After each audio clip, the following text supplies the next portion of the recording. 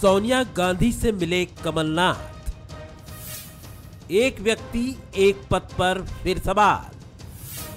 कमलनाथ ने दिया फिर वही जवाब। दो पद पर क्यों है बरकरार? सोनिया गांधी से कमलनाथ की मुलाकात एक बार फिर चर्चा में है। इस बार यह मुलाकात इसलिए भी खास है क्योंकि उपचुनाव में हार के बाद दिल्ली में उनके पहुंचते ही एक व्यक्ति एक पद को लेकर फिर सवाल पूछे गए। उन्होंने यहां कहा कि जो सोनिया गांधी बोलेंगी वो वही करेंगे और इसी बीच उन्होंने बड़ा बयान दिया है। उन्होंने कहा कि वो मध्य प्रदेश नहीं छोड़ने वाले हैं। वैसे यह पहली दफा नहीं है जब उन्होंने मध्य प्रदेश में रहने की बात कही हो। इससे पहले बंसल न्यूज के कार्यक्रम खास मुलाकात में भी वो बता चुके हैं कि आखिर वो एमपी क्यों नहीं छोड़ना चाहते।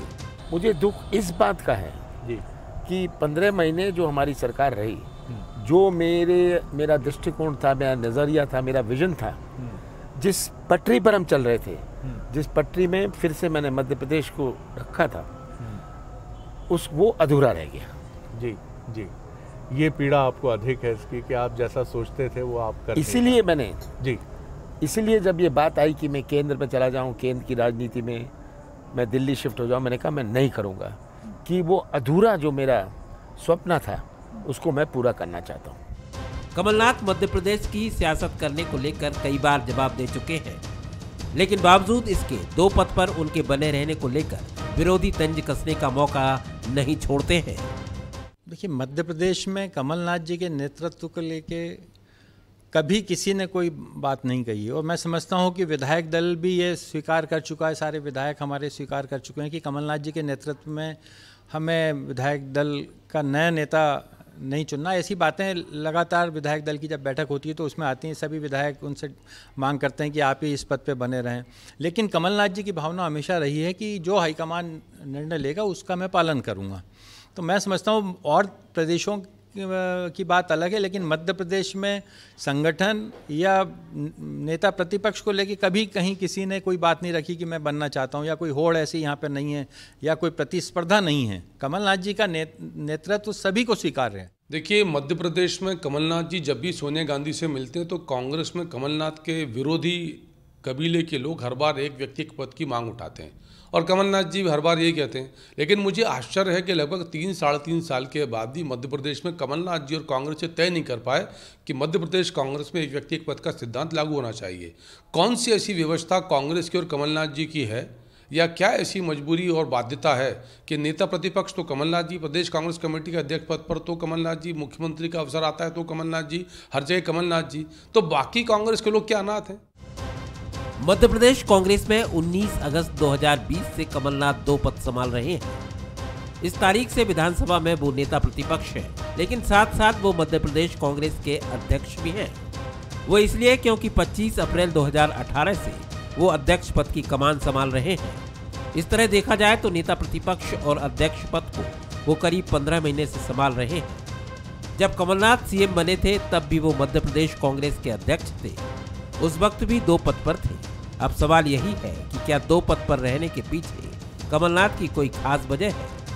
क्या वो नहीं चाहते कि कांग्रेस में पावर के दो केंद्र बने, क्योंकि कांग्रेस क्षत्रपों की पार्टी मानी जाती है, या फिर हो सकता है कि विधानसभा चुनाव से पहले वो एक पद छोड़ भी दें? नमस्कार, मैं हूं शरद द्विवेदी और हमारा आज का मुद्दा है पावर पर प्रश्न। ये सवाल हमेशा उठता रहा है कि कमलनाथ जी क्या दोनों ही जिम्मेदारियां, नेता प्रतिपक्ष और प्रदेश अध्यक्ष, अपने पास ही रखेंगे? और ये सवाल तब और ज़्यादा बड़ा होने लगता है जब या तो कांग्रेस के भीतर से ये आवाज़ आती है और या तो फिर कमलनाथ जी का दिल्ली दौरा होता है और ये मान लिया जाता है कि शायद आला कमान ने, सोनिया जी ने, राहुल जी ने भी अपेक्षा जताई है, क्योंकि कमलनाथ जिस कद के नेता हैं उनसे बात चाहे सोनिया गांधी जी करें या राहुल गांधी करें, वो लेवल ऑफ रिस्पेक्ट जो है वो बराबर मौजूद रहता है।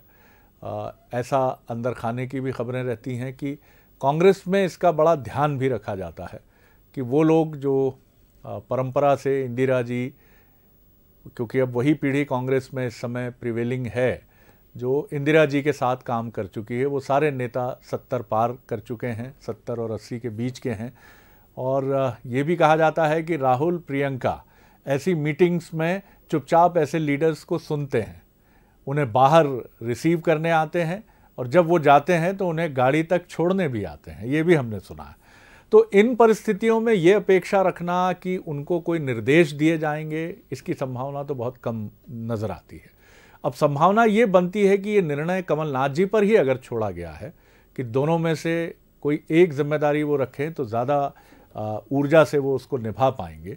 तो इसके व्यवहारिक पक्ष को देखना भी ज़रूरी है, क्योंकि विधानसभा के सत्र जिस तरह से उनकी संख्या कम हुई है, और दूसरा अब 2 साल आप प्रैक्टिकली कह सकते हैं क्योंकि हम नवंबर के अंतिम सप्ताह में प्रवेश कर चुके हैं, तो अब विशुद्ध रूप से 2 वर्ष का समय बचा है। और 2000 अगर आप बात करें 23 में, तो चुनाव के समय हम लोग अभी 2021 में हैं, लेकिन तब उस समय हम मतदान की प्रक्रिया वगैरह के आसपास खड़े होंगे और हो सकता है कि एक आध चरण मतदान का हो भी चुका हो। तो इन परिस्थितियों में क्या कमलनाथ जी की सोच ये है कि किसी को नेता प्रतिपक्ष की जिम्मेदारी देना भी कहीं कुछ चीज़ों को इधर उधर ले जा सकता है, या फिर वो 2018 के अपने अनुभव को ध्यान में रखते हैं कि मैं अकेला ही चला था जानिबे मंजिल मगर लोग साथ आते गए कारवां बनता गया, तो मैं साथ फिर अकेला चलूँगा, आते रहेंगे सारे साथी हमारे और कारवां बनता जाएगा। ये तो भविष्य बताएगा कारवां बनेगा कि नहीं, लेकिन ये ज़रूर है कि इस प्रश्न को लेकर और इस प्रश्न के सही समाधान को लेकर कांग्रेस को बहुत स्पष्ट होना पड़ेगा, क्योंकि अगर वो दोनों जिम्मेदारियां रखना चाहते हैं तो ये बहुत साफ होना चाहिए, और अगर वो एक जिम्मेदारी छोड़ने के इच्छुक हैं तो कांग्रेस में ऐसे नेताओं की कमी नहीं है जो नेता प्रतिपक्ष की जिम्मेदारी भी अच्छे से निभा सकते हैं और प्रदेश अध्यक्ष की भी। आज इसी पर हम बात करेंगे। जो मेहमान हमारे साथ हैं उनसे मिलिए। हमारे साथ हैं वरिष्ठ पत्रकार, राजनीतिक विश्लेषक जगदीश द्विवेदी जी, बहुत स्वागत करता हूँ। भोपाल स्टूडियो में मेरे साथ हैं भूपेंद्र गुप्ता जी, कांग्रेस के सीनियर लीडर, बहुत स्वागत करता हूं। प्रवक्ता का दायित्व उनके पास लंबे समय से। और डॉक्टर हितेश वाजपेयी हैं, बीजेपी के प्रवक्ता और नागरिक आपूर्ति निगम के पूर्व चेयरमैन, बहुत स्वागत उनका भी। जगदीश जी, पहली टिप्पणी आपकी लेकर मैं आगे बढ़ता हूं। किस तरह आप देखते हैं, क्या ये सवाल बहुत महत्वपूर्ण है कांग्रेस के लिए, या बार बार ये यूं ही जेरे बहस हो जाता है, या मीडिया की दिलचस्पी इसको जेरे बहस कुछ अधिक कर देती है कि दोनों पद कांग्रेस के जो महत्वपूर्ण प्रदेश कांग्रेस अध्यक्ष का और नेता प्रतिपक्ष का ये कमलनाथ जी के पास रहेगा तो कांग्रेस को नुकसान होगा? आप किस तरह देखते हैं इस सवाल को? जी जगदीश जी। जगदीश जी। शरद जी, पहली चीज तो ये कि मध्य प्रदेश में कांग्रेस के लिए मेरा जो अपना मानना है, कमलनाथ बेहद जरूरी है। कोई दूसरा नेता मध्य प्रदेश में इस समय कांग्रेस के पास ऐसा नहीं है जो, क्योंकि कमलनाथ जी मैनेजमेंट गुरु भी हैं, राजनीतिक प्रबंधन में, राजनीतिक कौशल में उन्हें महारत हासिल है कमलनाथ जी को। तो एक तो वो मध्य प्रदेश में कांग्रेस के लिए फिलहाल बहुत जरूरी है, और उनसे बड़े कद का नेता तो सवाल ही नहीं उठता कि कोई मध्य प्रदेश में कांग्रेस में हो। और जहां तक आप बात करते हैं कि 2-2 पदों की बात करते हैं, हर बार ये मसला आ जाता है। मुझे नहीं लगता कि कांग्रेस में कोई ऐसा मसला बैठकों में उठता होगा, क्योंकि बैठकों में मसला इसलिए भी नहीं उठता होगा कांग्रेस की, कांग्रेस के पास कोई भी ऐसा नेता नहीं है जो कमलनाथ के कद के इर्द गिर्द ठहरता हो। वो बहुत सीनियर नेता हैं कांग्रेस के, और लंबी पारी उन्होंने पॉलिटिक्स में खेली है कि, और नेशनल कांग्रेस में उनका एक बहुत बड़ा स्थान है। मध्य प्रदेश तो एक राज्य है, राष्ट्रीय कांग्रेस में भी बहुत बड़ा और बहुत महत्वपूर्ण स्थान उनका आज से नहीं 25-30 साल से रहा है। लेकिन जहां तक मुझे एक बात समझ में आती है, कमलनाथ जी हर बार कहते हैं कि हाईकमान कहेगा तो पद छोड़ देंगे, लेकिन जो मेरा अपना मानना है कि वो भी एक चीज को समझते हैं, जो आपका जो वॉइस ओवर चला था, जो उसमें कि कांग्रेस छत्रपों की पार्टी है। शरद जी, कमलनाथ जी बहुत चतुर राजनीतिज्ञ हैं, बेहद समझदार, संजीव। वो जानते हैं कि अगर मैं ये पद गोविंद सिंह को देता हूं, गोविंद सिंह जी को देता हूं, या किसी और नेता को देता हूं, तो कांग्रेस में जो असंतोष होता है, वो सबसे बड़ी दिक्कत यही होती है कि वो असंतोष हर राजनीतिक दल में होता है, लेकिन कांग्रेस का असंतोष जल्द सतह पे आ जाता है। वो ये नहीं चाहते, और अगर ऐसा हुआ, सज्जन सिंह वर्मा, गोविंद सिंह जी, जीतू पटवारी, बहुत सारे नाम, बाला बच्चन जी नेता प्रतिपक्ष के लिए चले थे और हैं भी ये लोग। इन गोविंद सिंह जी बहुत सीनियर लीडर हैं, सज्जन सिंह वर्मा बहुत सीनियर लीडर हैं, लेकिन ये असंतोष शरद जी कमलनाथ जी भी जानते हैं, फिर ये विधानसभा में दिखने लगेगा, चलिए, जो कि जो है पार्टी के लिए ठीक नहीं होगा। यही वजह है, मुझे लगता है कि वो जो है दोनों पदों को इसलिए संभाले हुए हैं कि जब तक वो नेता प्रतिपक्ष हैं तब तक उनके पीछे सारे विधायक खड़े हो जाएंगे, लेकिन जैसे ही उन्होंने नेता प्रतिपक्ष किसी ऐसे नेता को बनाया जो या तो दिग्विजय सिंह कैंप का हो गया, जो किसी और खेमे का हो गया। बड़ी क्योंकि बात कांग्रेस में खेमेबाजी बहुत स्पष्ट है, जी, और ये खेमेबाजी उससे ही साबित हो गई थी जिनको टिकाऊ बिकाऊ ये कह रहे हैं कि सिंधिया जी गए तो उनके साथ सारे चले गए ना। जी जी, लौटता हूँ तो इससे बिल्कुल साबित है कि आपकी पार्टी छत्रपों की है। जी जी, महत्वपूर्ण बात आपने कमलनाथ कही जी है। इसका ध्यान रख रहे हैं। बिल्कुल, और मुझे पूर्व प्रधानमंत्री का एक शेर अनायास याद आ गया, डॉक्टर मनमोहन सिंह का, कि मेरी चुप्पी कई सवालों की, कई प्रश्नों की आबरू को सुरक्षित रखती है।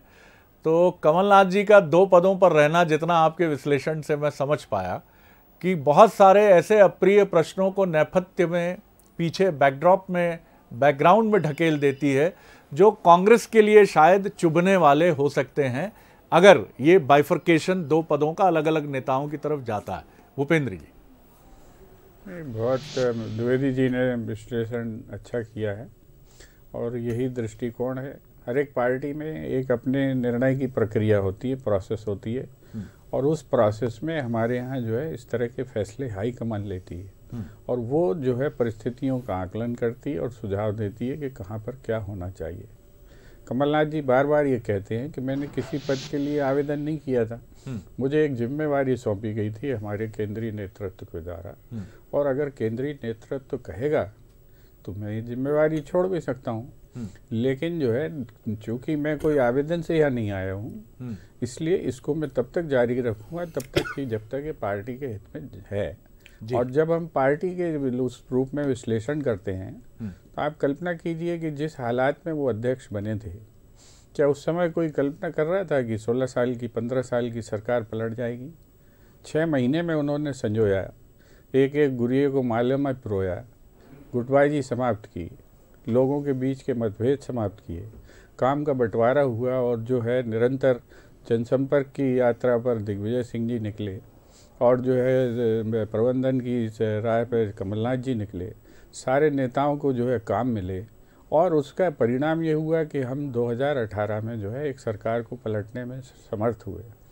ये जो परिस्थिति है, ये आज फिर से हमारे सामने यही चुनौती खड़ी हुई, और इसमें जिस तरीके से वो एक एक कदम आगे बढ़ रहे हैं, आप चाहे बाल कांग्रेस का निर्माण हो, चाहे जो है हमारी महिला कांग्रेस की आक्रामकता हो, चाहे हमारे जो है दूसरे संगठनों को दिए गए दायित्व हों, वो सारे के सारे उस दिशा में जा रहे हैं जहाँ पर 23 की लड़ाई हमारे सामने। कमलनाथ जी हमेशा कहते हैं कि हमारी लड़ाई भाजपा से नहीं है, हमारी लड़ाई उसके संगठन से है जो आरएसएस ने बनाया है, और उस संगठन से हमें लड़ाई लड़ना है तो हम संगठन के स्तर पर लड़ सकते हैं। ये लड़ाई कहीं वैचारिक बची ही नहीं है, ये लड़ाई बची है संगठनात्मक संरचना के आधार पर। जो भौतिक हमारा जो इंफ्रास्ट्रक्चर होगा वही लड़ाई लड़ेगा, और उसको वो लगातार निरंतर धीरे धीरे धीरे धीरे बढ़ाते जा रहे हैं। आज जो भी चीज़ें कांग्रेस पार्टी के पक्ष में दिखाई पड़ रही हैं और आ रही हैं, वो इसी इंफ्रास्ट्रक्चर के विकास का परिणाम है, और जो है एक निरंतर जो पार्टी का इमेज बिल्डिंग है वो इसमें होता जा रहा है।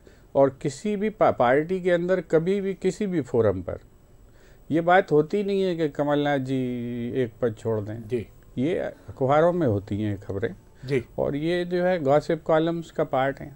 चलिए, मैं लौटूंगा आपकी तरफ भी। डॉक्टर वाजपेयी, पार्टी का मसला नहीं है आपकी प्रतिद्वंदी, मुख्य प्रतिद्वंदी कांग्रेस से जुड़ा मसला है, लेकिन प्रतिक्रिया तो निश्चित तौर पर आपकी आती ही है बीजेपी की। किस तरह देखते हैं आप इस विषय को?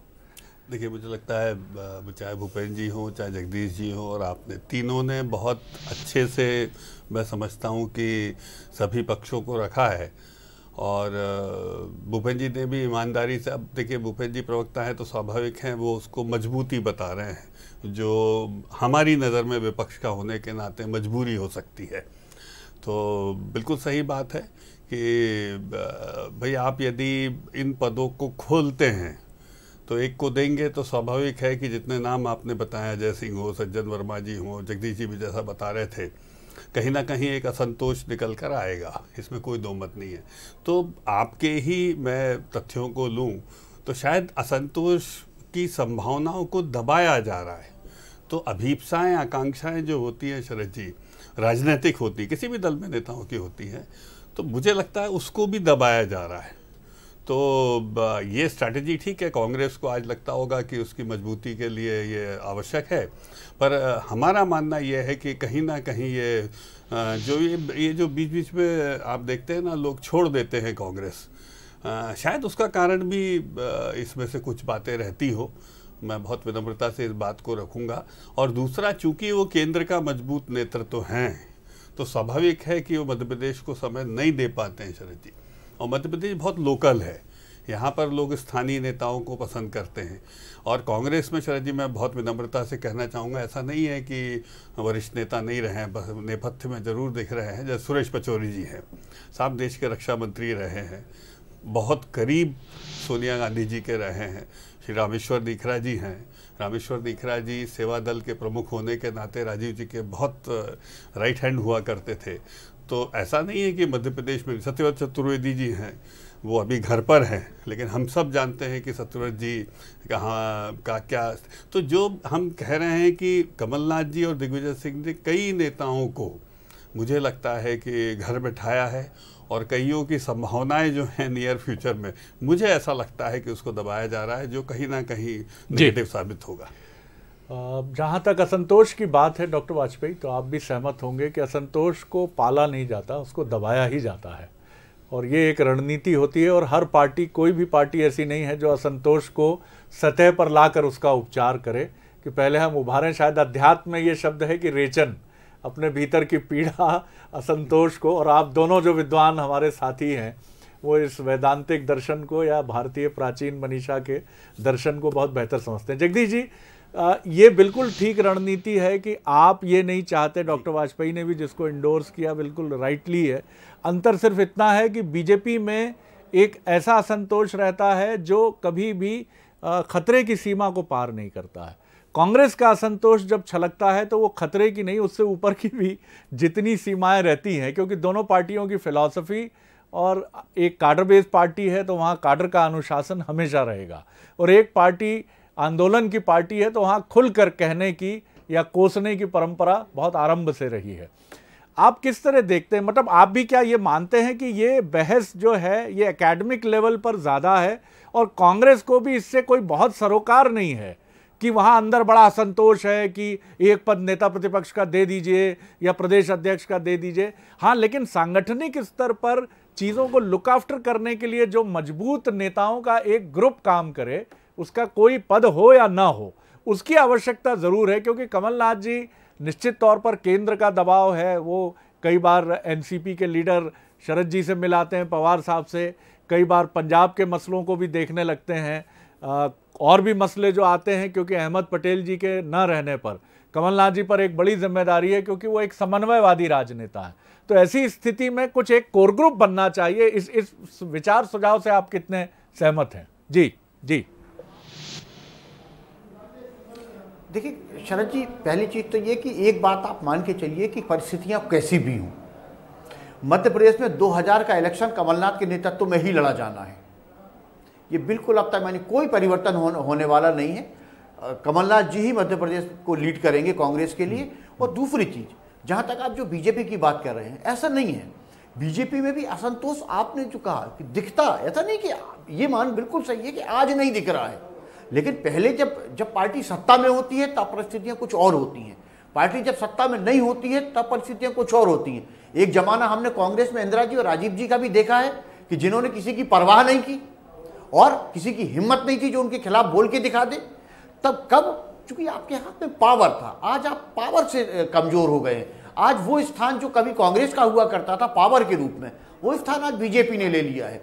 तो बीजेपी में मैं चूंकि उस बीट को करीब से देखता हूं, मुझे कहने में कोई संकोच नहीं कि असंतोष चरम पे है, लेकिन उसको व्यक्त इसलिए नहीं कर पाते कि उसे पता है कि अगर व्यक्त किया तो पॉलिटिकल कैरियर जो है जड़ से खत्म कर दिया जाएगा, हांसिए पे डाल दिया जाऊंगा।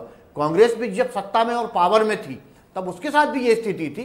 तो जब आदमी कमजोर होता है तो वही लोग सर उठाते हैं, मजबूत के सामने कोई सर नहीं उठाता।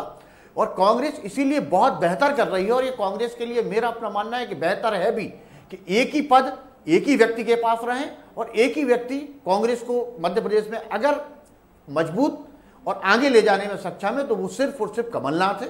इसलिए कांग्रेस दूसरे विकल्प पे विचार कर भी नहीं रही है और ये होना भी नहीं है। हाँ ये बात सही। और जो भूपेंद्र जी ने अभी कहा कि बिल्कुल निश्चित रूप से कभी भी कांग्रेस की विधायक दल की बैठक में इस तरह की आज तक कोई बात नहीं आई, क्योंकि वो लोग भी ये जानते हैं कि अगर इनमें से किसी को बैठा दिया जो निरपेक्ष लोग हैं तो फिर बहुत प्रॉब्लम वो हाउस के अंदर ही खड़ी हो जाएगी और बीजेपी इसके मजे साथी हैं। जी जी भूपेंद्र जी, सबसे बड़ा प्रश्न यही है कि क्या मनोवैज्ञानिक तौर पर कांग्रेस बीजेपी के कार्डर बेस्ड और सांगठनिक ढांचे को लेकर, कहीं मैं ये नहीं कहूँगा कि कोई एहसास कमतरी है, कोई कॉम्प्लेक्स है, लेकिन आप ये क्या इतना मान बैठे हैं कि बहुत बड़ा संगठन है, जैसा कमलनाथ जी भी कहते हैं बीजेपी से नहीं उसके संगठन से लड़ाई है, तो आपका संगठन क्यों आप खड़ा नहीं करते हैं उस तरह से?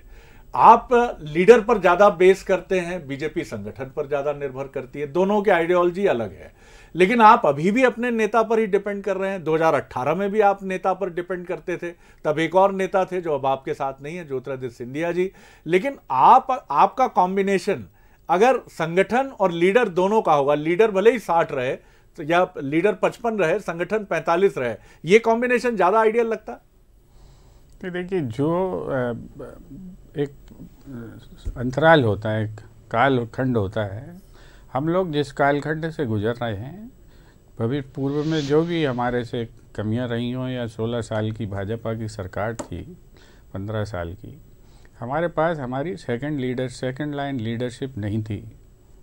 कमलनाथ जी ने बहुत बड़ी रिस्क लेकर ये काम किया। जब उनका मंत्रिमंडल बना तो उन्होंने बिल्कुल पूरे नौजवानों को जो है मैदान में उतार दी, एक पूरी सेकंड लाइन खड़ी की, क्योंकि वो ये जानते थे, वो फिक्र करते थे कि हमें आगे की जो है 23 के बाद 28 की अगर हमें लड़ाई लड़नी है तो हमें एक लीडरशिप को कल्टीवेट करना पड़ेगा। उसको उन्होंने कल्टीवेट किया। बहुत सारी आलोचना इसी पर आधारित है कि साहब जो है बुजुर्गों को किनारा कर दिया, फलाना कर दिया, ढमाका कर दिया, बल्कि एक बुजुर्ग को जो है 75 साल के हमारा ये भाजपा वाले इसीलिए ले गए क्योंकि वो दुखी था कि मेरी 75 साल में मेरी दुकान जो है उठ गई। तो ये जो समस्या है, ये समस्या सब पार्टी की समस्या ये थी कि उसको सेकंड लाइन खड़ी करनी है, और व्यक्तियों की समस्या ये थी कि उनके पास अंतिम अपॉर्चुनिटी है। इनके बीच में संतुलन कायम केवल कमलनाथ जी ही कर सकते हैं, और कमलनाथ जी ने ये संतुलन किया बिना इस बात की चिंता किए कि कौन किससे जुड़ा है। आज सारे लोग उनसे जो है आज जाकर सीधे संपर्क करते हैं, और सारे जो है लोग उनसे सीधे बातचीत करते हैं। ये जो ग्रुपिज्म का एक जो सोच था पहले, जिसको बार बार मीडिया भी उठाता था और लोग भी कहते थे और आलोचना का विषय बनता था, वो धीरे धीरे तिरोहित होता जा रहा है। आज कोई जो है ग्रुप की बात नहीं करता है। आज कांग्रेस के अंदर सीधे और आगे के भविष्य के प्लान्स की बात होती है। लोग उस पर सुझाव देते हैं, सुझाव को वो रिस्पांस करते हैं। एक छोटी सी आप मेल डालिए, आपको रिस्पांस उसका मिलेगा। तो ये एक उनके काम करने का तरीका अलग है, शैली अलग है, क्योंकि उन्होंने दिल्ली में काम किया है। और जो लोग उस शैली से जो है हम कदम हो चुके हैं, उन्हें कोई समस्या नहीं है कमलनाथ जी से, उनका निरंतर डायलॉग होता है। और कमलनाथ जी उसको जो है सोचते भी हैं, समझते भी हैं, और उसको आगे भी बढ़ा रहे हैं। आप देखें कि धीरे धीरे हमारा जो है सेक्टर लेवल तक का हमारा ढांचा जो है पुख्ता हो गया है। उसको आप मॉनिटर करते हैं, हमारे पास हमारा जो है कंट्रोल रूम मॉनिटर करता है, एक एक फ़ोन देखता है कि वो सही है नाम कि गलत है नाम। और ये सेक्टर से भी नीचे अब हम जा रहे हैं, और सेक्टर से नीचे जब हम पहुंच जाएंगे 23 तक हमारी ये पूरी तैयारी हो जाएगी। हम आंख से आंख मिला के लड़ाई लड़ेंगे, तब हम ये नहीं कहेंगे कि हमारा जो है संगठनात्मक ढांचा कमज़ोर था, और हम वो जीत कर आएंगे। चलिए, शुभकामनाएं इसके लिए आपको भी और बीजेपी को भी। डॉक्टर वाजपेयी इससे इनकार नहीं कर सकते कि यंग कैबिनेट मिनिस्टर्स की एक सीरीज कांग्रेस ने अपने रिजिम में दी। हनी बघेल जैसे नाम जिनको हम इसके पहले शायद मध्य प्रदेश नहीं जानता था, आज आप देखेंगे तो काफ़ी उनके पास, आप जिस भी रूप में हम देख सकें इसको, लेकिन आपकी ताकत है आपका संगठन। जिस तरह से भूपेंद्र जी बता रहे हैं कि कांग्रेस यूज टू भी हो रही है, अगर मैं उनके दावे से सहमत हूं या मैं मानूं कि उनका दावा ही मानकर आपके सामने रखूं कि अब कमलनाथ जी की वर्किंग को भी समझ रही है, जो दिल्ली की है, या जिसको कुछ लोग कॉर्पोरेट शैली कहते हैं। तो ये चीज एक बेहतर टक्कर और एक बेहतर चुनौती के लिए कांग्रेस को तैयार तो करेगी। आप अपने भीतर किस तरह के बदलाव देखते हैं, क्योंकि आपके यहाँ भी ये लीडरशिप की बात आपके यहाँ भी है। तीसरी पीढ़ी वी.डी. शर्मा जी हैं, लेकिन उसके बाद बहुत से नेता इंतजार कर रहे हैं कि उनको मौका मिले, क्योंकि अब this is the right time. देखिए शरद जी, आपने बहुत अच्छे से बात को रखा है। आपने बार बार जिस ओर इशारा किया है, देखिए नेता पुत्रों को सीरीज में लेके आना, ये सर युवाओं को एग्जैक्टली मौका देना नहीं है। वो युवा जरूर है, इसमें कोई दो मत नहीं है, और उसमें से कई अच्छे भी होंगे, तो मैं उनको कोई रिजेक्ट नहीं कर रहा हूँ। लेकिन ये बात सच है कि ये सभी नेता, जैसे दिग्विजय सिंह जी अपने पुत्र के लिए, सुभाष यादव जी के पुत्र अरुण यादव जी छोटे भाई के लिए, फिर उसका कमलनाथ जी अपने पुत्र के लिए, तो ये कि ये पुत्रों की सीरीज़ है वहाँ पर। तो यदि युवाओं में एग्जैक्टली जाना हो तो फिर भी ठीक है। दूसरी बात जो आपने कही, देखिए कॉर्पोरेट वर्ल्ड में ईमेल से काम चल जाता है, और अब तो उससे भी नहीं चलता है। मतलब हम तो बहुत कम्युनिकेशन उसमें भी कर रहे हैं आजकल, तो अब वो भी सोशल मीडिया के थ्रू सभी प्रस्ताव उसी से आते हैं, PDF फाइलें आती हैं, फटाफट रियल टाइम कम्युनिकेशन होता है, चाहे व्हाट्सएप हो और दूसरे भी ऐप्स हैं जिससे बातचीत होती है। तो मैं जो कहना चाहता हूँ कि उनका कॉर्पोरेट मॉडल भी पुराना हो गया है। तो मुझे ऐसा लगता है कि इससे आप वहाँ पर बैठ के स्ट्रेटेजाइज तो कर सकते हैं, लेकिन साहब मध्य प्रदेश की जनता के बीच जाना बहुत ज़रूरी है उसके दर्द को समझने के लिए। कार्यकर्ताओं में अभी भी कन्फ्यूज़न है कि वे दिग्विजय सिंह की जय जय बोलें या कांग्रेस की बोलें। दिग्विजय सिंह पदयात्रा कर रहे हैं और आप नेचुरली हवाई यात्रा करते हैं, तो एक बड़ा अंतर आप देखेंगे कि कार्यकर्ताओं के बीच में असमंजस को लेकर है, और ये चुनौती है, कांग्रेस स्वीकार करे या ना करे। बहुत कुछ 30 सेकंड में, और कम बल्कि 15 सेकंड। कांग्रेस में जो दिग्विजय सिंह जी पदयात्रा कर रहे हैं वो भी पार्टी की सहमति से कर रहे हैं, और कमलनाथ जी अगर हेलीकॉप्टर में जा रहे हैं तो वो भी पार्टी की सहमति से जा रहे हैं। इसमें कोई कहीं द्वैत नहीं है, और दोनों लोग एक टीम की तरह ज़बरदस्त तरीके से पार्टी को मजबूत कर रहे हैं।